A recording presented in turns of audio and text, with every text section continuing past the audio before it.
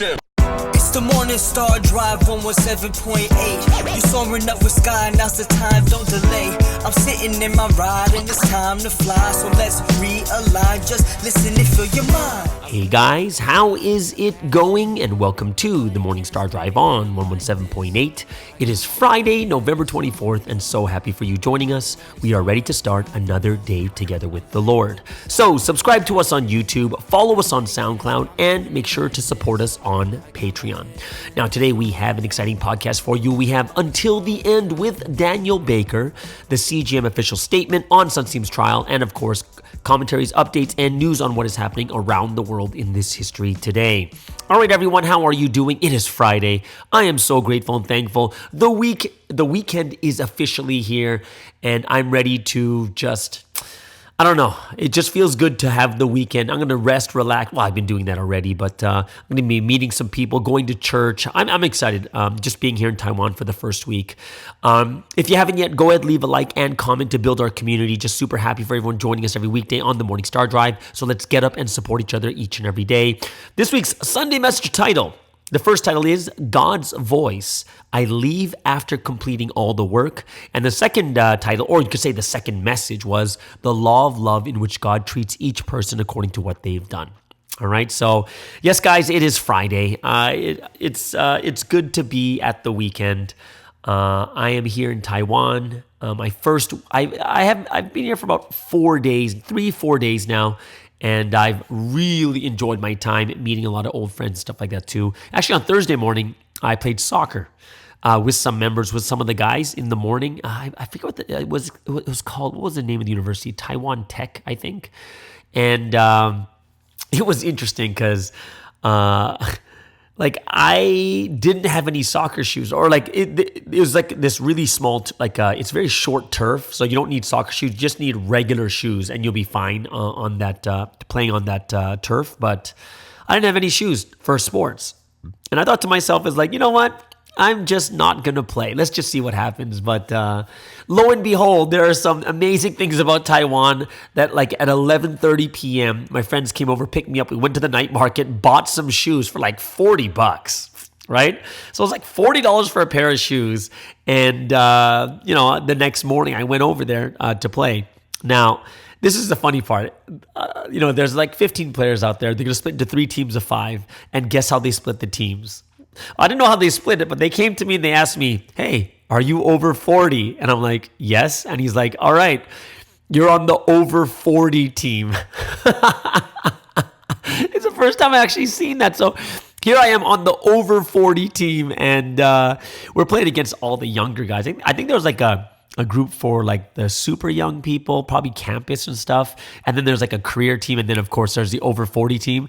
But guess what? We played 2 games. We never lost. We won the first game 3-0 and we tied 0-0 with the super young team. So I was very satisfied by our over 40 team. So here's, I've been here in Taiwan for 3 days now. And here's some of my first thoughts on Taiwan. And of course, I've been to Taiwan here, I think once or twice before, but it was all for lecturing. So I don't get to see much. I just meet members like crazy, right? And I go to churches and I speak. But last 3 days have just kind of been going around seeing Taiwan. And I got a couple of thoughts. I haven't seen many members yet. I haven't gone to any churches yet. I will be going to the largest church in Taiwan on Sunday. It's called the Lord's Victory Church. And I think it's about 700 members. But there's 2 really. Remember, I haven't met any members. I haven't gone to the church yet. But there's 2 things I see that's interesting about Taiwan. I really like about Taiwan. Number 1 is food. There are so many food places everywhere. Everywhere. I'm in downtown Taipei. Everywhere there's food. You can step anywhere. There's food. What's kind of funny is for every 7-Eleven there's a Family Mart right next to it. Every time there's a 7-Eleven, there's a Family Mart right next to it, and tons of cafes. A lot of nice places to go to find cheap food. Everything's open really late, so it's good. And for me, I believe I'm gaining a ton of weight here already in the first 3 days. Now, the second thing that I find very interesting about Taiwan, I'm just talking about physically Taiwan, the country itself, is they have a really good transit system here. The bus system, metro system is really good. So you don't really need a car, right? And, most of the people here I would say that would probably take the metro or the buses, because it seems that parking is hard to find, or you have to keep paying for parking wherever you go. So it's a great transit system here. So not having a car is okay over here too. So I really like Taiwan as a country itself. And I'm looking forward to seeing the other cities also. But I can totally see it as a livable country. And I would say, like, for instance, if I were to compare this Taiwan to Malaysia, Malaysia is definitely cheaper. Malaysia definitely also has really good and cheap food. But the problem with Malaysia is it doesn't have a good transit system, which means you have to have a car in Malaysia. Taiwan, you don't need a car. It's like in Taipei, you can go anywhere. And I would say the only negative for myself to live in Taiwan would be that most people English is not like one of the normal languages. In Malaysia, everyone speaks English, right? Almost everyone, right? But here in Taiwan, I've had some run-ins with people at the Family Mart. They have no idea what I'm talking about, and I have to kind of play charades, right? I have to act out what I need from them. Like one time I was asking for napkins or tissues. That young person at the register had no idea what I was talking about. And the reason I needed it is because I bought some sparkling water, and sometimes because it's it's sparkling, it's carbonated. When you open it, sometimes the water just kind of fizzes out, and my hands were getting a little bit sticky. So I was just like, oh, I need some tissues to wipe the bottle, right? So I go to her, I was like, hey, you have any napkins or tissues? She had no idea what I was saying, and then I had to act out wiping the bottle, and she pointed me to the sink, and I was like, huh? I think she thought I was saying washing my hands, but yeah, I think that would be one of the harder parts is the English is not very strong here. That's just from what I've experienced so far. But if you guys are from Taiwan, you guys can tell me differently that it's maybe it's just this one person. But so far I found that experience to be true, right? And like I said, you know why I struggled during soccer on Thursday morning? I struggled in soccer because remember I went at 11:30 p.m. at night to get a pair of shoes to play. But my biggest mistake was, we went to the night market to go get a pair of shoes, okay? My biggest mistake was being tempted by the food on the way out. So, there's this fried chicken stuff that's really good in Taiwan, and I was tempted by it, and I succumbed to my temptation. I had some of this fried chicken. It was like fried chicken, fried squid, fried taro cake, and stuff like that. It was so good, but it's not very good to eat that late at night. And in the morning, I was bloated, and I was really, really tired. So I think that's one of these mistakes that I made, was eating fried chicken at midnight, right? So yeah, that was completely my mistake, and I will take responsibility for that. All right. I have I had a really cool comment, right? And remember yesterday I talked about why is God spoiling me so much here in Taiwan and in Korea too? And I thought remember I was telling you yesterday, maybe it's because of my podcast or this or that. But then someone, actually they just DM'd me and they said, why can't you be spoiled just because God loves you? And I thought about it, and I was like, that's a great point. And that sometimes we do think too much about, earning what God wants to give us, that we have to earn everything that we get from God, right? And sometimes, God just wants to do things for us because he loves us, right? And I thought that was a great point. We should be able to do things for people we love without thinking about, do they deserve it or not? It's more of, I do it because I just love them, right? And I think it would be unfair for God that we are always attributing, I deserve this or I earned this, because that gets us into a lot of trouble, because it turns into some type of transactional relationship with God where I'll only get something from God because I did something for him. But when it comes to just that true deep love between two people, sometimes we do things for people just because we love them. I would think about this too, even with my parents, that I would get something from my parents for no reason. I would just say, God, Mom, I want these shoes, these Air Jordan 3s that just came out in the black and red, and I want them, and they're not available in Canada. They're only available in America, and we have to drive down to the States for 2.5 hours to get it. And we did it. I didn't deserve it. I didn't deserve that at all. But it's mainly because my parents just really, really loved me. And when I think about that, I was like, yeah, you know what? Sometimes we have to really kind of open our hearts and say, you know what, God? It's not about whether I deserve this or not. It's because there's love between us. And that's the most important thing. So thank you for that comment. It made me really rethink about the way that I was thinking about God too. Oh, I got a late question from, Q&A Thursday. I got a late question, so I wasn't able to put in yesterday, but I will answer today. It's a very, very good question too. So here's the question. It says that, the question is, it seems that Christianity and Catholics are often hit by sexual crime. Just this week, I heard over the German news another accusation about a Protestant church. I don't hear such things publicly from other religions like Buddhism or Muslim, or the Muslim faith, right? And then another question that was put in was, why Christians slander one another or other churches. We don't hear Buddhists or Taoists slandering one another publicly also. So these are two very good questions, and I actually have been asked this question before, right? So let's first get into that first question is, Christianity and Catholics are often hit by sexual crimes, okay? And this is something we see in the news. Now, what the listener was asking was, I don't hear such things publicly from other religions like Buddhism or Muslim. And the answer, the key word here would be publicly, like public news about Muslim and Buddhist churches, right? So let me give you a couple of examples of, if you just do a little bit of research, you'll be able to find out what happens in Muslim churches, if there's sexual crimes there or not. So one article I read says, even in the most socially conservative Muslim societies, courts deal routinely with cases of sexual assault and abuse, right? So it's kind of like a normal thing in the Muslim church too, especially when you have this many people. So it's not uncommon. The problem is, or the thing that we're kind of dealing with is, it's not as public, right? So even in, let's say Thailand, when it comes to Buddhism, monks, news about monks' like sexual misconduct has become so frequent that it no longer shocks people, right?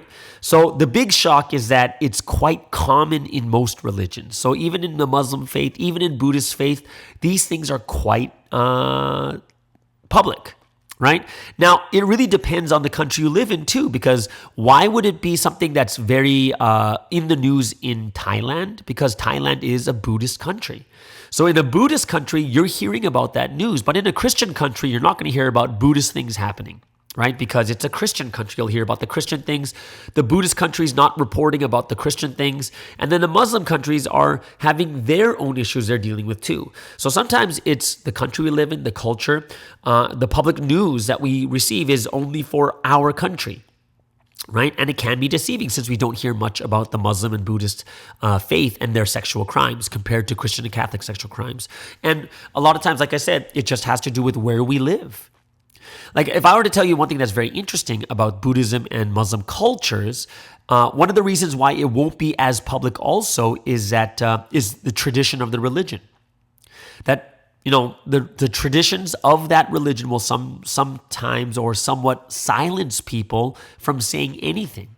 And since people revere the religion so much, they're not going to say anything because they don't want to upset their God or whatever it is, right? So let me give you a couple of reasons in the Muslim faith. So in the Muslim faith, one of the reasons why women won't talk about sexual assault is because if a woman has prior sexual experience, it makes them unmarriageable.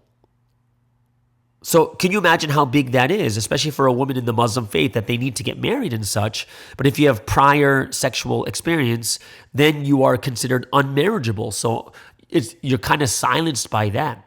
You're not going to speak out in public because you're telling everyone that you have, regardless of it's sexual assault or not, you are no longer a virgin. Right? Other times, like another thing that I heard in when it comes to the Muslim faith, sometimes people misquote like the Prophet Muhammad's teachings, right? So one of the things that Muhammad teaches about is providing 70 excuses for a person to justify a refusal to investigate claims of abuse or assault, right? What does that mean? It means that if a friend among your friends errs, makes a mistake, make 70 excuses for them. And this is a quote from Prophet Muhammad. Make 70 excuses for them. If your hearts are unable to do this, then know that the shortcoming is in your own selves. Like it's saying it's your fault, right? And the reason why this is misquoted because it talks about mistakes. An error is a mistake, but sexual violence is not a mistake. It is a crime, right? So some people are going to use that and say that, oh, have you found 70 excuses, right? And if you can't come up with 70, then it's your fault kind of thing. So it could put blame onto the victim themselves too. So when you see in the Muslim faith, there's because of the Muslim culture and their faith, there are some things that silence people, right? When it comes to Buddhism, like when you go to Thailand, like put it this way, if you have sex with a minor is anyone under 15. It doesn't matter if there's consent. It's considered rape and a maximum jail term of 20 years. However, most pedophile monks escape the law because they are protected by a culture of fear, secrecy, and impunity in temples, right? And, even if a minor does want to do something about it, a lot of the minors inside the temples that are living there, they don't have parents or they're homeless. They don't have parents. They don't have anyone to go to. So you have to think about it. The situation in Thailand is quite crazy too, because some monks will post their sexual exploits on social media and they still won't get reprimanded, right? So there's a high level of fear, or people revere their religion so much that these monks are protected, even though they're doing these criminal acts, right? So this is kind of the things that we have to look at and say, this is kind of one of the reasons why we don't hear about it.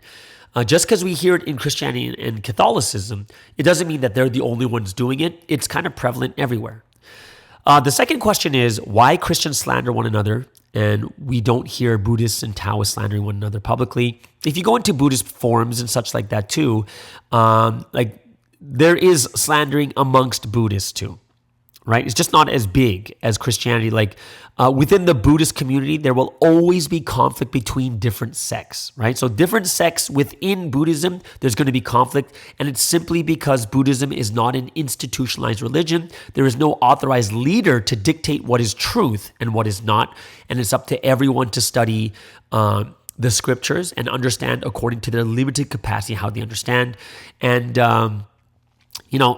even if you look at the scriptures, like say the Pali Canon, which the Buddhists use, it's like the result of this book is many layers of oral transmissions, translations, and interpretations, so much that it's regarded as a man-made document inherent with human-made errors, right? So, is there slander in Buddhism too? Yeah, there's slander between different sects. Right? So there's one type of Buddhism here that disagrees with another different type of Buddhism. And once again, it has to do with what is public or what country we live in, right?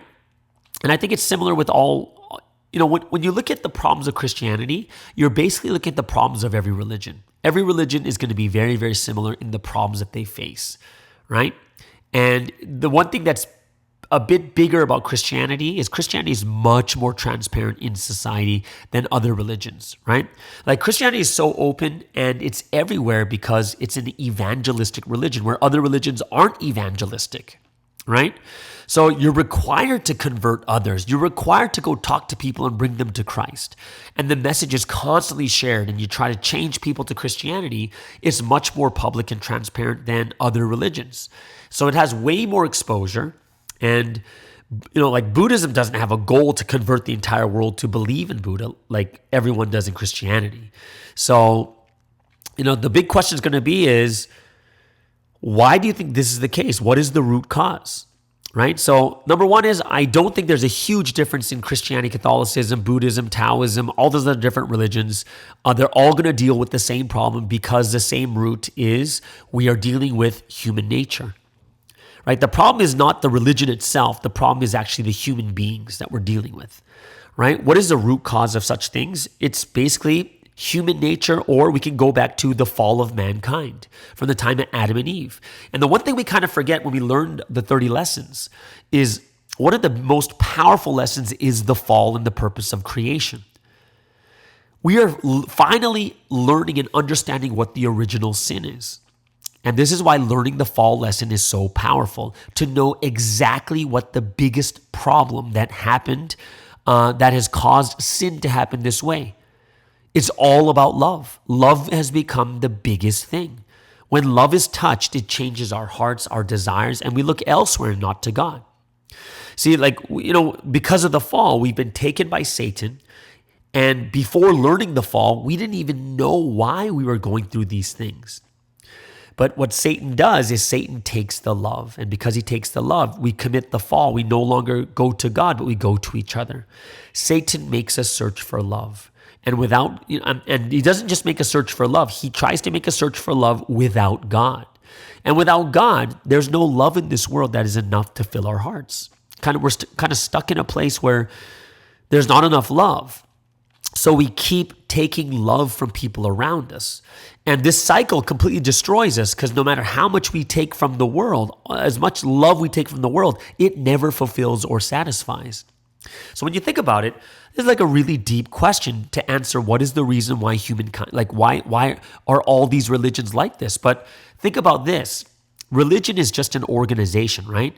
So not just every religion, but every organization deals with the same problems, like with the fall of, the sexual sin.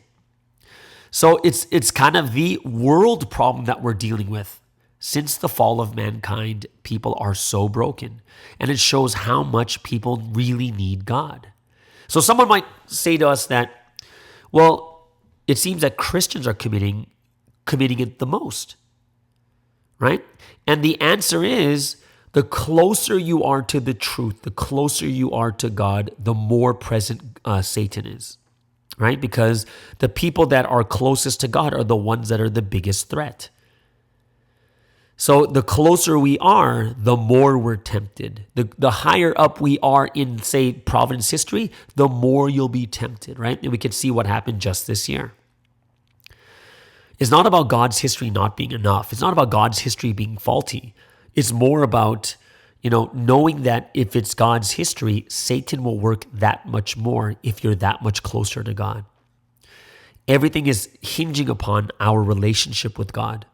And the moment we stop having a true relationship, we stop talking to God, we stop praying, we stop listening to the word, we lose our essence and we become corrupted.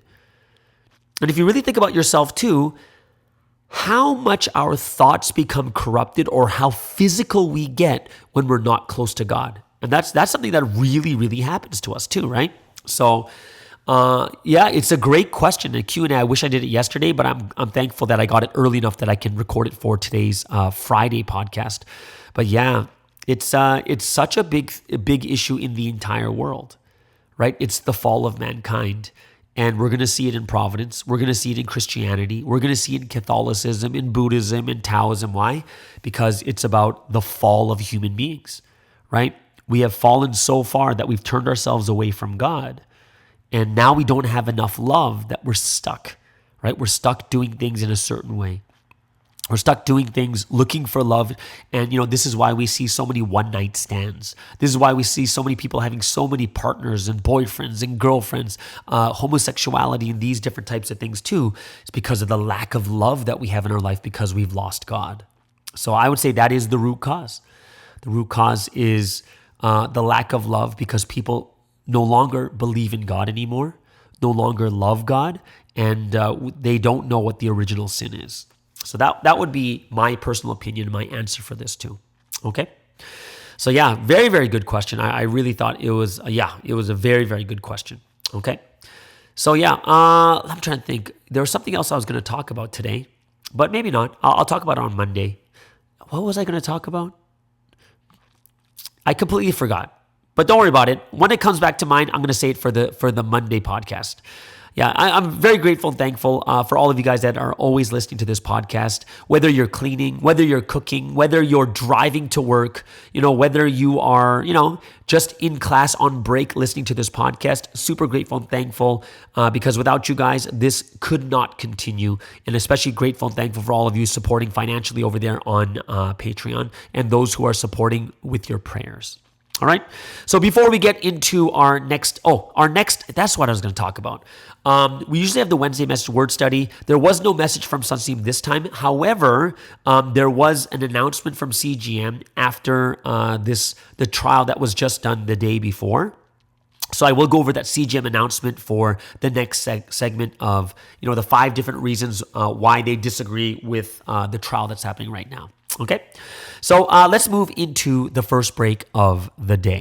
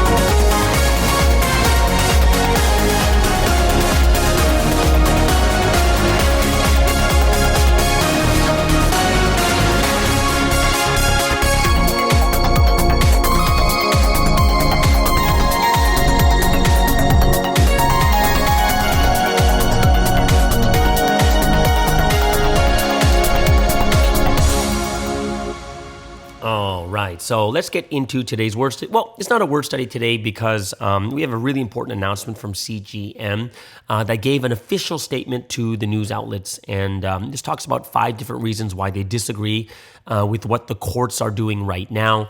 And I want to read this for you guys so that we understand what stand we are taking in this history when it comes to this court proceedings. And the more and more you read about this, the more you'll understand, this is really unfair. It's unjust, okay? And the reasonings are very logical, they're very reasonable, and it's according to the law. So I hope you guys will listen to this very carefully. So in the news, it said the prosecutor's office's Women and Children's Crime Investigation Department requested 30 years in prison at a trial on charges including quasi-rape against Sunsteam held at the 12th Criminal Division hearing of the Daejeon District Court on the 21st. Accordingly, the CGM Church Members Council requested a fair trial several times, but only accepted the one-sided argument of the accuser and issued a statement expressing strong regret over the prosecutor's sentence. The CGM Church Member Council strongly condemns the prosecutor's decision to seek prosecutions based solely on the accuser's one-sided claims, ignoring the judicial justice of the Republic of Korea, despite the full story of Sunsteam's sexual crime complaint being revealed to the world, and releases the following statement. So here is CGM's statement of the 5 reasons why they are against this trial right now. First, it was clearly revealed that the I Am God video intentionally used the complainant's voice recording file to manipulate key scenes. Naturally, the judiciary had to reveal the reality of the Netflix video and avoid the confirmation bias caused by witch hunt-style media reports. However, this court sentenced the prosecutor while ignoring the principle of legality of criminal punishment and the principle of evidentialism, like of evidence, right? You need evidence for this, which is the judicial definition of the Republic of Korea. So this first reasoning is, well, it's very law-like words, but the file is fake. The audio file is fake, and yet you are continuing with this, all right? You're basing it only on what the person says, but you guys, the court should be thinking to themselves is, if you're willing to put in the evidence of something that is completely fabricated and edited, that's a big problem. Like, can you even trust these people who are saying these things against Sunstein? So there's number one. Second, it has already been revealed through the investigator's confession in court that the seizure report, which is the most important document in the investigation stage, was falsified. A complaint was filed but the investigative authorities decided not to forward the case without even starting an investigation, saying it is difficult to see intentionality in the case because it was a simple mistake. So here's the thing. Even if it's a mistake to write a false official document, the crime of writing a false official document is not denied, which clearly directly contradicts the Supreme Court's precedents and is an illegal criminal act. So they said, oh, it's a mistake, but in the law, falsifying a document is a crime, and they're admitting to the crime, saying it's a simple mistake. Third problem is, in a situation where there is no physical evidence and only one-sided claims from the accuser, circumstantial evidence and testimony of witnesses cannot help but become the main decision factors. Therefore, the mission's defense team requested the court to conduct an on-site inspection to verify circumstantial evidence and objective facts. In addition, a lie detector test was conducted on the missionaries' witnesses through a private notary agency, and truthful responses were obtained, but this was also not accepted. The court will have to actively accept the on-site verification request and the lie detector test for both witnesses. So here it is. There's a lot of stuff that was being said through the two witnesses saying, oh, this happened here and this happened here. But they're like, go to the actual site, inspect it, and then you can verify the circumstantial evidence of their words that they're saying. What is objective, what is a fact, and what is not a fact. You can actually prove what they're saying is right or wrong. And then on top of it, there was a lie detector test that was conducted by a private notary agency. And we have the the results of the lie detector test. But you did not accept that also. There's another problem. So guys, you got to think about this. There's already three things that I'm looking at like this is a very big problem for a court case like this. Fourth one is talking about KJS, right? Who reigned as the second in command of CGM. Basically, she tried to oust Sunstein, the founder of the mission church, by slandering him as a sinner, and took over the mission church by preaching a doctrine in which she disguised herself as a symbol of the Holy Spirit. It turned out, because of this, they asked everyone to reveal the truth so that the true story of the incident is not misrepresented and the truth is buried under false accusations. So what KJS did is they blocked the eyes and ears of Sunstein while he was in prison for 10 years, taking over and abusing the personnel authority of pastors in over 200 churches across the country, and also appointed henchmen in major departments of the mission, effectively taking control of the denomination. As a result, people have committed evil acts such as being expelled from membership regardless of their status when they raise questions about their corruption. These things became possible because the majority of church members who did not know the details were monitored and maintained in power through the denomination and pastors who had already taken over their power. In this process, it was revealed that she had bribed her followers with a large amount of money, and most of all, Sunsim also appealed to faith stars, who pledged to believe and follow only God, considering God's will, which is the essence of the faith, and the fact that they attempted to destroy the pure religious organization of the mission, such as getting them married under the lie that it was an order from Sunsim, has been revealed. So it's talking about the mishandling of power that KJS did, right? And I think it's a good thing here too, because it's the first time that CGM has actually stated something about KJS, like saying that we don't agree with her, right? It's the first time we've officially done this. So this is good that we're kind of exposing, like, this is what has happened, what she's done. Look at what she's done in the past and how she's acting in this manner, right? And then fifth, the last one they said is KDH, right? Released a video of the agreement and settlement money delivery process in a media interview, and through fact-checking by the newly formed church, it was revealed that it was an arbitrary act by lawyer Yang Sung-nam, completely unrelated to Sunsim's will, right? So what we found out is the lawyer did this on his own, and it wasn't something that Sunsim requested him to do, right? But I'm not sure exactly, like, I'm not sitting there saying that he's a bad guy. All I know is it's most likely because as a lawyer, he's kind of like getting all the stuff ready just in case, or trying to get Sunsim out of this mess through a settlement, but it wasn't something that Sunsim actually requested at all, right? So these are the 5 different things that they find that they are saying that they are using, and saying that these are the 5 reasons why we are against this trial. The first 3 have to do with the trial itself, and I think those ones are like massive ones. I really do. I think those 3 alone are massive enough, right? But we get to see the actions of KJS and what she's done, and then we see the actions of KDH releasing a video, or like basically telling the media that this actually happened, when the fact-checking says it's not literally what he said. Right? It's not actually true what he said too. So these are the 5 statements that CGM has brought out.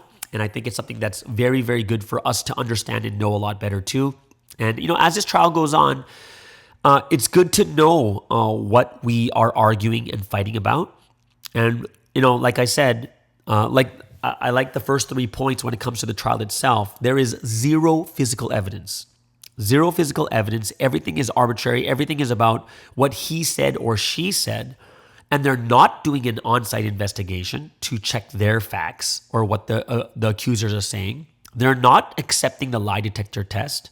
They're not really they're not taking into consideration that the Netflix audio is completely fabricated. It's fake, right? So all these things, when you look at it, you're like, this doesn't really make any sense. And I really hope that regardless of what happens to Sunsim in his sentencing, and we all know what we want in his sentencing, the most important part is going to be the public view, I believe. Because we see how strong and how powerful the public view in Korea is. Imagine if the Koreans actually see all these different things, all the different reasonings, and then Sunsim gets sentenced.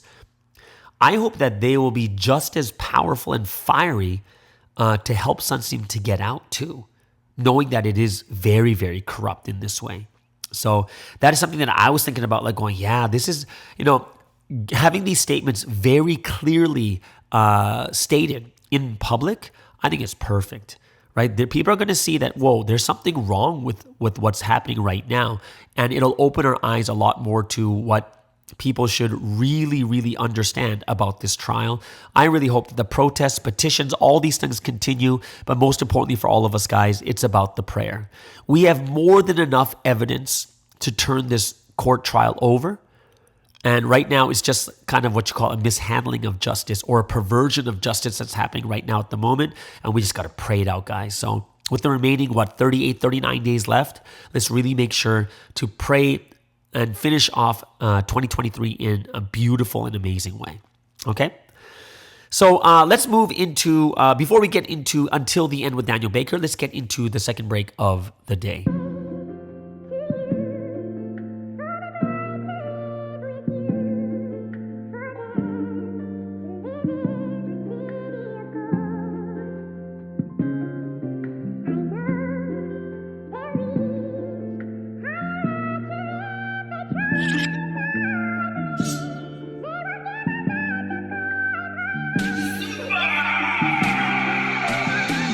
Please don't let me down, Lord. I know I can trust you with all my heart. So I'm on my knees praying for you to always come through. Even if I pray all night, all I want is for your will be done. So I'm on my knees praying for you to always come through. No, I'm not slipping through. No, I'm not falling down. The only thing that's falling is my knees on the floor. I'm praying, Lord, will you give me strength? Lord, will you give me power? I can't do this myself, so bless me in the morning hours. All the demons test me, but they will never shake me. If I pray, they hate me. If I pray, you love me. Connected with you is the only thing that matters. And honestly, I couldn't be happier. While I'm praying on my knees, I trust you with all my heart. For you always come through. For myself, for my family, for myself alone I pray. Please don't let me down, Lord. I know I can trust you with all my heart. So I'm on my knees praying for you to always come through. Even if I pray all night, all I want is for your will be done. So I'm on my knees praying for you to always come through. I pray to never just settle for good when great is available. Who's the mastermind behind this mind? I give all the credit to God, that's why I'm back. They mad that I made it, I know that the Satans, they hate it. I keep working hard just to make progress. Now I'm on 10, trust the process, ayy. Look at my efforts lately, I'm setting conditions daily. I'm praying on my knees, so bless me. Please bless me, please bless me. Tribulations always come and go, I will never stop, just always know your focus determines reality, stay solid, that's why I'm praying on my knees. I trust you with all my heart. For you to always come through. For myself, for my family, on myself alone I pray. Please don't let me down, Lord. I know I can trust you with all my heart. So I'm on my knees praying for you to always come through. Even if I pray all night, all I want is for your will be done. So I'm on my knees praying for you to always come through. SB.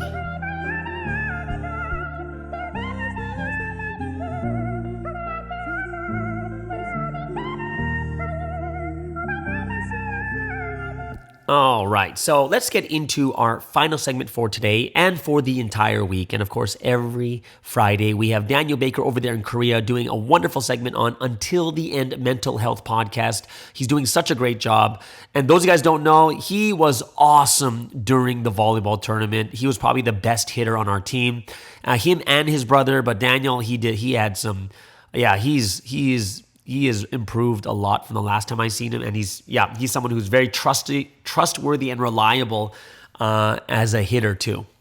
So let's get into today's episode of Until the End. I hope you guys really enjoyed this as always. Make sure you guys leave a comment for him. He's doing such an amazing job. Everyone, all the way over there in Korea, please welcome Daniel Baker with Until the End.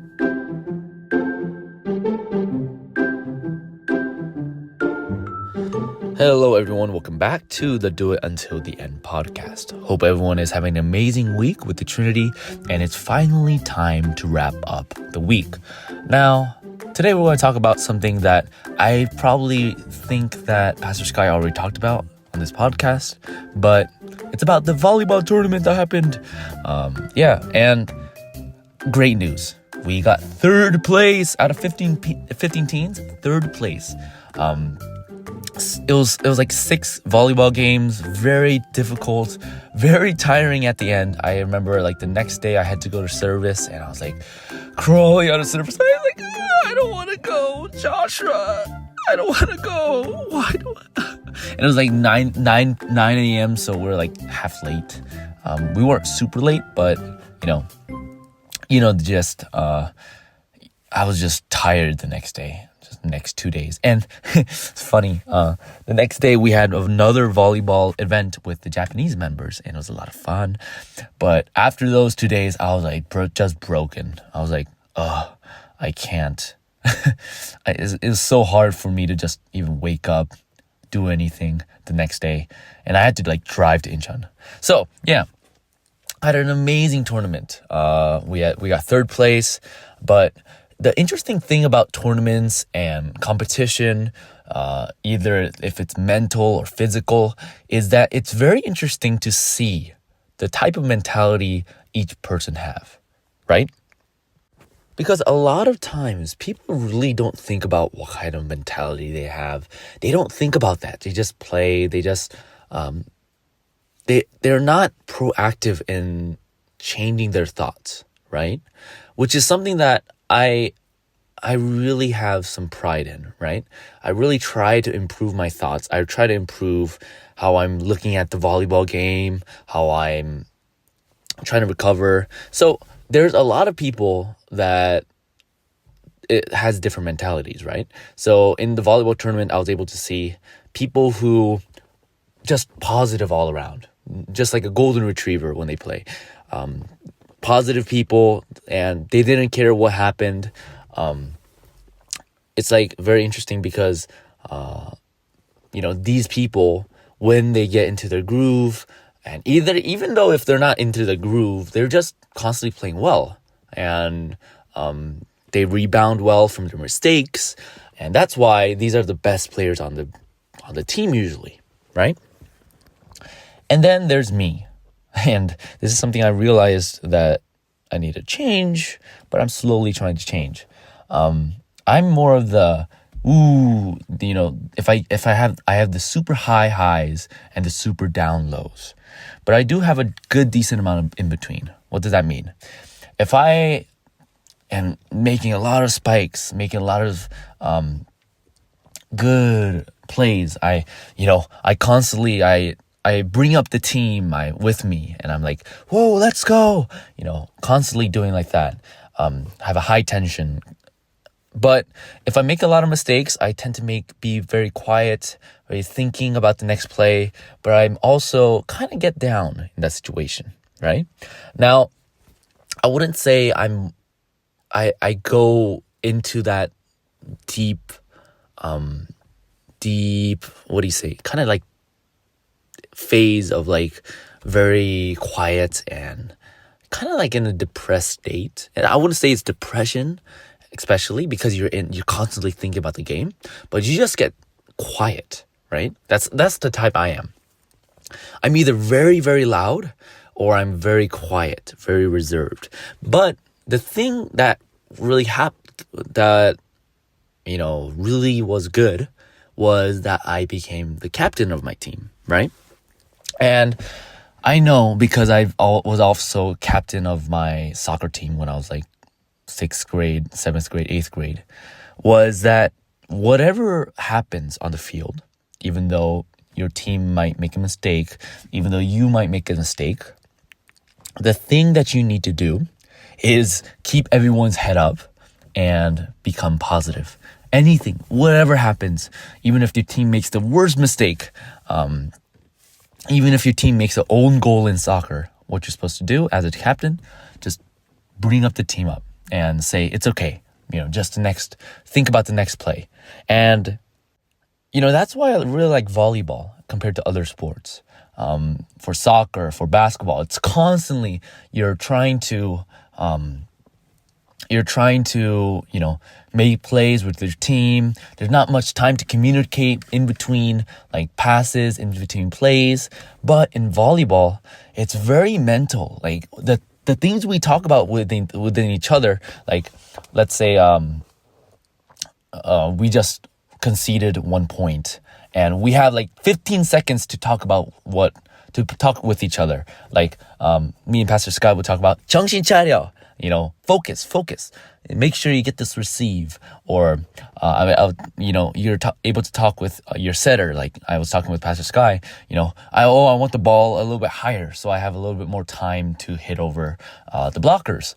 And it's very, very fun when you're able to change the mentality of your team. It's not like, and it's very interesting because volleyball itself, if you're doing well and your team can take the opportunity, then you're able, because if your environment is good, if your 분위기, I don't know how is that in English?